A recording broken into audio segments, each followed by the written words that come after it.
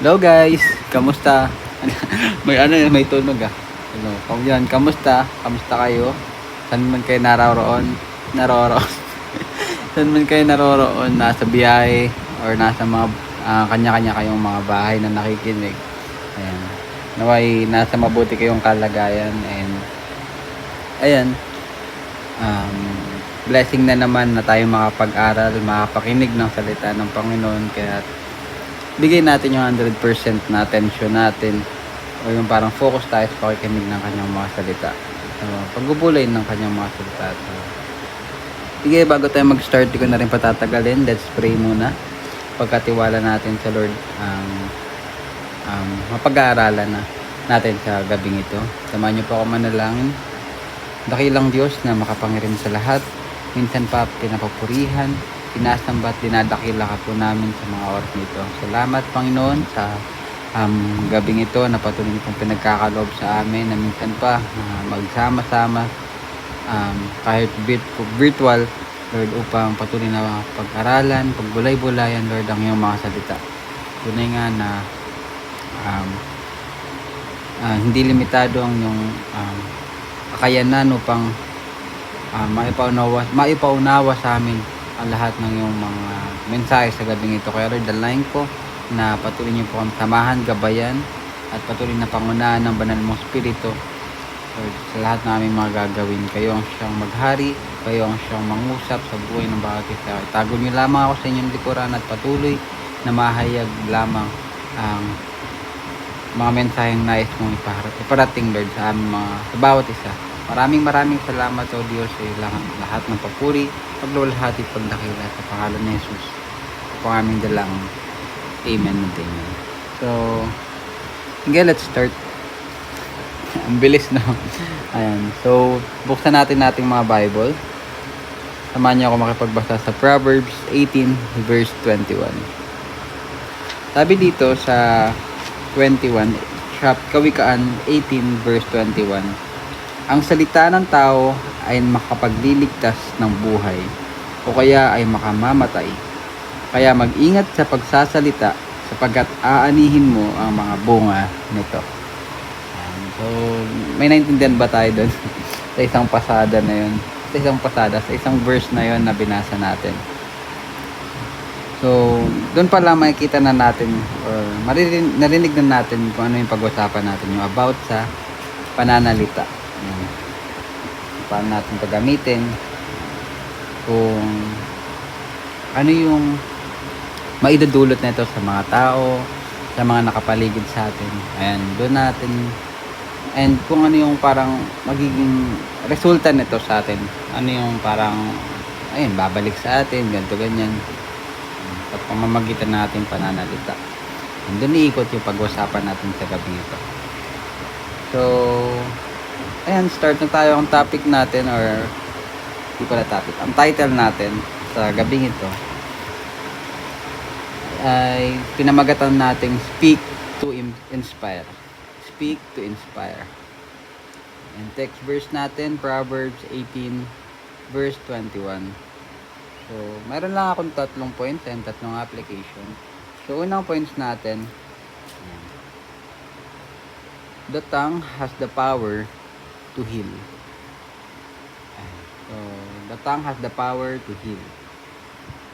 Kung babasahin ulit natin, sabi doon, ang salita ng tao ay makapagliligtas ng buhay. Oops, stop tayo doon. So, tunay nga no na nagre-react. Tunay nga no na sa mundong ginagalawan natin,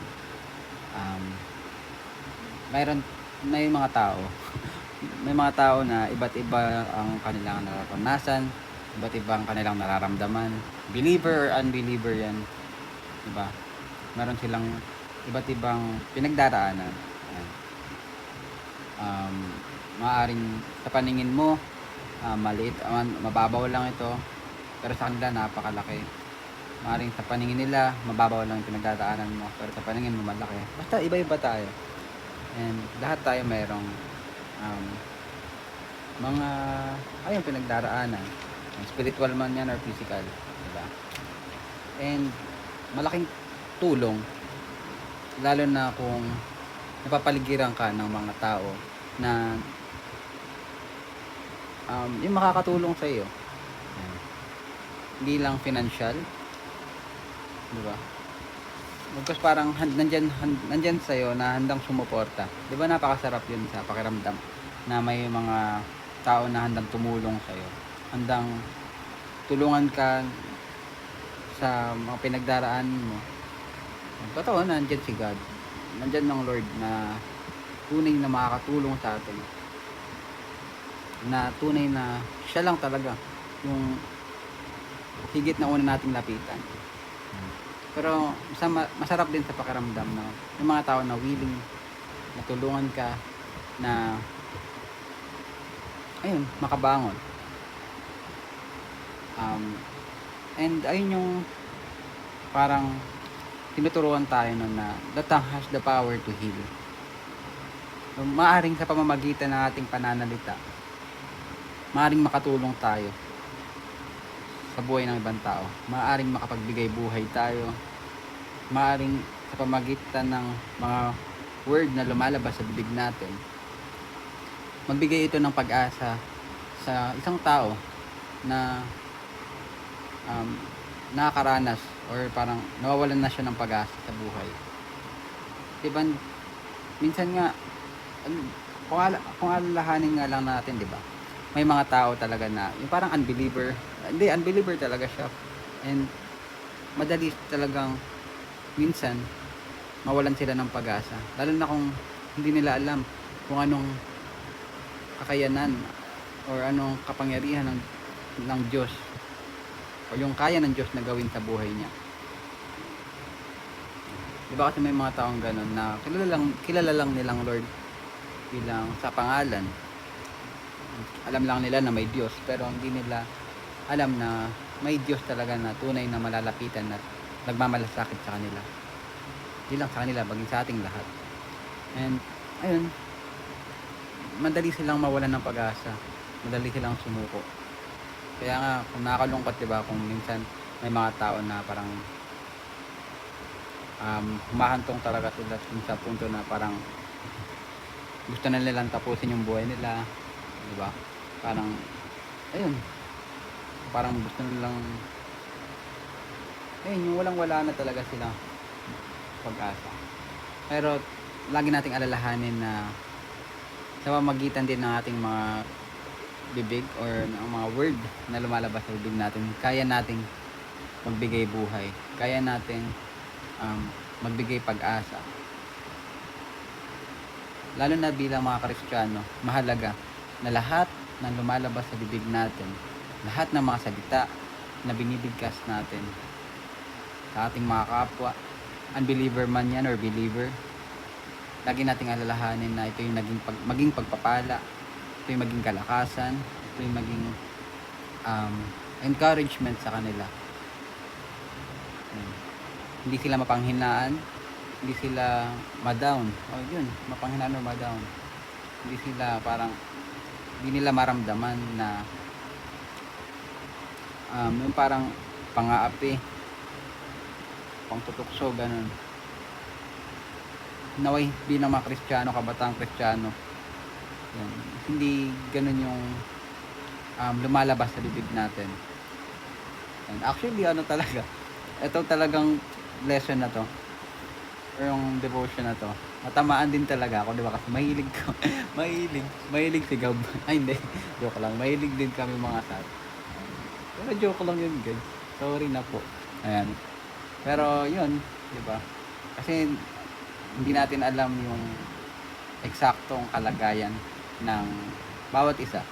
Kaya naway yung lumalabas sa mga bibig natin, patuloy nagbibigay ng or patuloy maging pagpapala sa ibang tao. And kapag naging pagpapala sa ibang tao, alam natin, and isa lang yung sigurado doon, napapapurihan nabubulol ako napapapurihan natin ang ating Panginoon nasa langit. So number 2 natin, the tongue has the power to destroy. Kung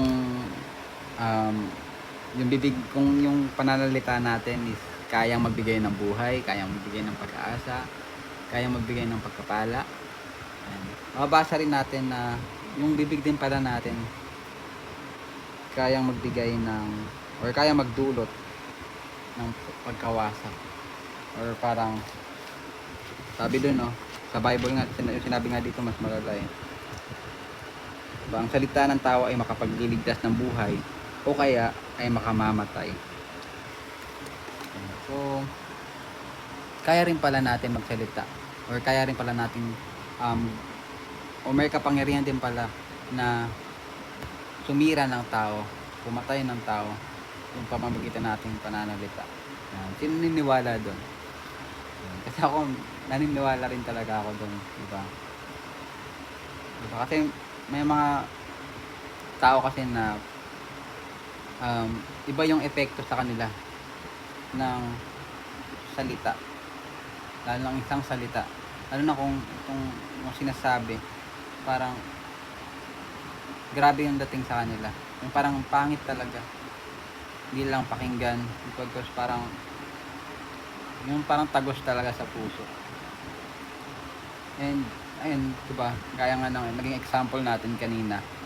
And ayun, may mga tao na humahantong sa punto na parang handa na nilang tapusin yung buhay nila dahil nakatanggap sila ng mga pananalita, nakatanggap sila ng mga word na hindi maganda. And minsan sa mga anak, and nasasaktan sila, o parang iba yung basta yung parang ayun, na ano sila, nasaktan sila kapag minsan mali yung, or yung parang iba yung pamamaraan ng magulang, iba yung pananalita ng mga magulang sa kanilang mga anak. Yung parang basta yung mga lumalabas pa sa mga yun yung masakit galing pa sa magulang. And iba yung epekto kapag nagagamit natin yung pananalita natin sa maling gawain. Iba yung epekto sa tao. And ayun, alam natin yan na magdudulot talaga ng hindi maganda. Kaya lagi nating alalahanin na maging ano tayo, parang kontrolin natin lagi lahat ng mga lalabas sa ating mga bibig. Diba? Kung minsan nagagalit tayo, or di maiwasan talaga yung pagkakataon na parang syempre nagtitimpi ka wala lang kung makulit yan. Diba? Isipin natin, ito bang sasabihin ko makakapagbigay glory ba to sa Panginoon, at patuloy ba na makakabuti ito sa kapwa ko? Isipin muna natin bago natin sabihin. Parang think before you speak.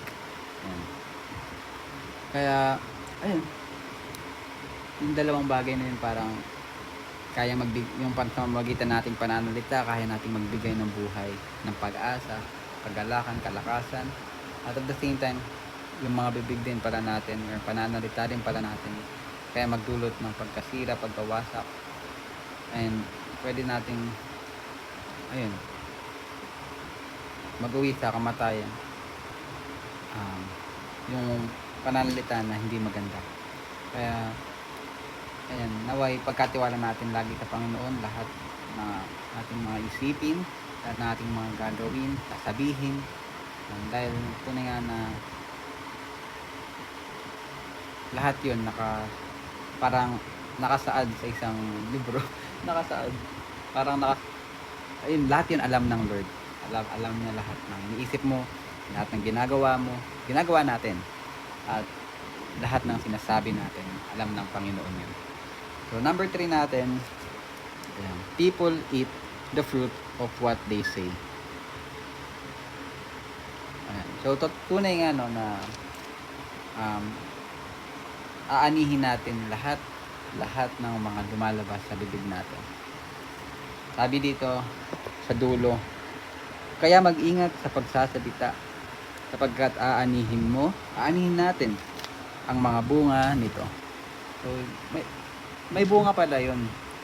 Lahat ng lumalabas sa bibig natin, may bunga pala yun. And Dalawa lang yung parang maaaring maging resulta nun. Maaaring maging mabuti at maaaring maging um, makakasama sa atin. Kaya kung tayo mga kabataan, naway ginagalang natin ang ating mga magulang.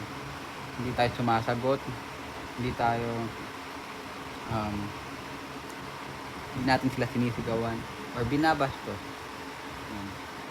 Dahil una-una, hindi yun yung nais ng Diyos sa atin. Diba nga sabi sa Efeso 6 verse 1, mga anak, sundin ninyo or igalang nyo ang inyong mga magulang sapagkat ito'y nararapat. Ang tunay nga no, na mahalaga talaga na yung paggalang, yung pagmamahal natin mga anak sa magulang, believer man yan or unbeliever, iba't iba man sila ng trato sa atin, maganda man or hindi pero igalang at mahalin natin sila. So dahil tunay nga babalik din sa atin yan di man instant pero sa future yan. Kasi di ba, ewan ko, parang naririnig ko rin yung ganong na kung paano mo tinitreat ang yung mga magulang, ganon ka rin nititreat ng mga anak. So nawa, kahit hindi natin mga magulang, kahit ibang tao, yan, kung paano natin tayo parang magiging pagpapala sa kanila. Tapat ang Diyos sa kanyang mga pangako na babalik ito sa atin. Yan, kung nagtanim ka ng mga buto na mabuti, lahat ng lumalabas sa bibig mo, lahat ng sinasabi mo, lahat ng iniisip mo, lahat ng ginagawa mo, parang mabuti sa kapwa, mabuti sa iyong paningin, at higit na mabuti ito sa Panginoon, o parang nagbibigay kaluguran lang sa Lord, makakaasa ka na babalik sa iyo lahat ng kabutihan na itinanim mo. Ito ay magbubunga pa at lalago. Kung ang tinanim mo naman ay buto ng mga bagay na di mabuti o masasama, nagsasalita ka ng di maganda, gumagawa ka ng mga bagay na hindi kalugod-lugod sa Lord, nag-iisip ka ng mga bagay na hindi kalugod-lugod sa Panginoon, makakaasa ka talaga na iba ang bunga nito. Hindi mabuti. Maaari ka pang masaktan, maaari ka pang wasakin o sirain ng mga bunga nito. Kaya isipin natin yung mga pinaggagawa natin sa buhay. Grabe naman yung pinaggagawa. Ayan. Binigyan tayo ng Lord ng kalayaan para kalayaang mag-isip, kalayaang gawin lahat ng gusto natin. Diba?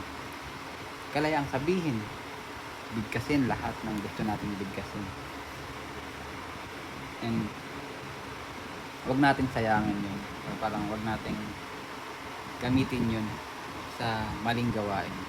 Sarip maging pagpapala lahat at patuloy na mag-glorify ang Lord sa ating mga buhay. So meron tayo 3 application dun. So una doon, choose your word wisely. Yan. Piliin natin or parang lahat ng gagamitin nating word wisely. Lagyan natin sa isip, makakatulong ba ito sa kapwa, makakapagbigay ba ito ng encouragement sa kanya or kalakasan, siya ba'y mapagpapala, at higit na makaka-glorify ba ito, mag-glorify ko ba ang Panginoon kung magitan ng mga salitang to. Number 2 natin, always speak Christianly. Always speak Christianly. Alam naman na natin yan. Yung mga word na lumalabas bibig ng isang unbeliever, yung mga pangit na salita na lumalabas sa kanilang mga bibig, ay hindi na dapat lumalabas sa atin bilang mga Kristiyano. Paano namumuhay ang ating Panginoong Jesucristo sa mundong ito? Noong unang panahon, sikapin natin na ganun din tayo mamuhay, ganun din tayo um, magsalita. Hindi naman literal na ibang language. Baka naman kayo doon, mag-imbento ng kung ano-ano. Ayan, hindi ganun. Yung parang pamamagitan ng kanyang mga salita. Diba? Nagiging pagpapala, nagiging kalakasan. Nag-glorify niya yung Panginoong Diyos. And last natin, plant seed of inspiration. Maging kalakasan. Lahat ng mga salita na lumalabas sa ating bibig, magtanim tayo.